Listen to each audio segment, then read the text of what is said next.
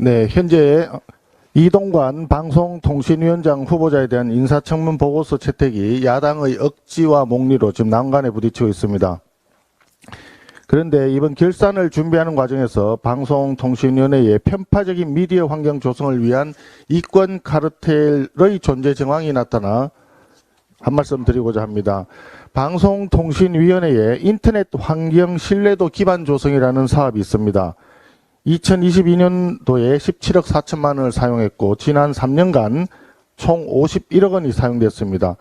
이 돈의 사업 주체는 시청자 미디어 재단인데 그 시청자 미디어 재단에서 일부 사업이 재단법인 팩트체크넷이라는 곳으로 위탁이 되어서 수행을 했습니다.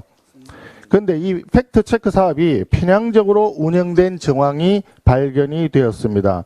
정치인 발언 검증 컨텐츠 42건 중에서 3분의 2에 가까운 27건이 현재 여권 정치인 발언을 대상으로 했고 현재 야권 정치인 발언에 대해서는 13건에 불과했습니다. 여야 동시에 검증한 것은 단 2건에 불과했습니다. 팩트체크라는 것 자체가 논쟁적이기 때문에 양자를 균형적으로 살펴야 함에도 불구하고 이 사업의 팩트체크는 어떤 발언을 대상으로 할 것인지부터 이미 편파적이었던 것입니다. 또 팩트체크넷에 팩트체커로 활동할 경우 컨텐츠 한 건당 10만 원에서 15만 원의 사례비를 받도록 되어 있는데 지난해 100만 원 이상 사례비를 받은 한 팩트체커는 자신의 SNS 계정에 현재 윤석열 정부에 대한 비호감을 대놓고 드러내고 있었습니다. 이 말은 팩트체크 등록 시 해당자에 대한 정치적 중립성 등의 검증이 전혀 이루어지지 않았다는 반증입니다. 그런데 이러한 팩트체크넷이라고 하는 기관의 구성은 참으로 묘합니다.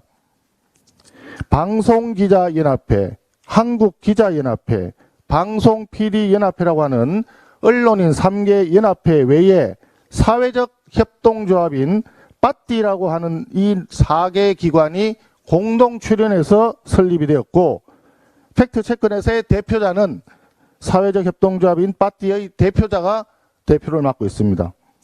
결과적으로 빠띠라는 사회적 협동조합을 표방하는 단체가 이 사업을 수행한 결과가 되는데 이 단체의 커뮤니티 활동 중에는 박근혜 전 대통령 탄핵 촉구 활동 인정과 같은 정치 편향적인 활동이 다수 있었습니다.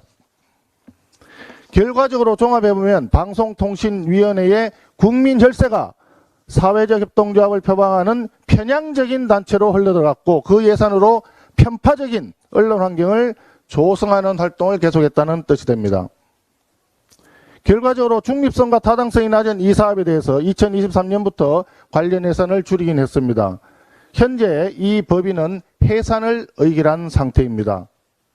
그런데 해산을 의결한 것이 더 수상합니다.